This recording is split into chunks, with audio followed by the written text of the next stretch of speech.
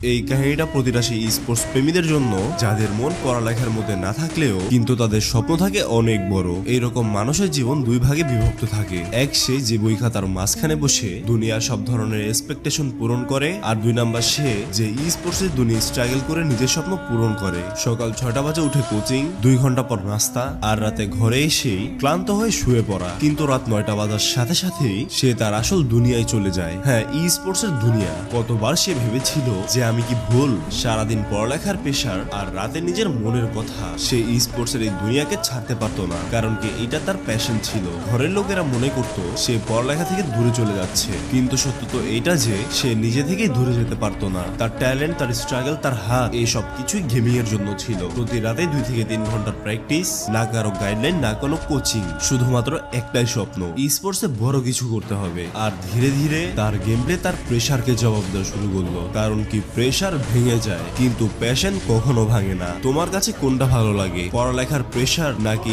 Sports এর passion? কমেন্টে লিখে জানাও।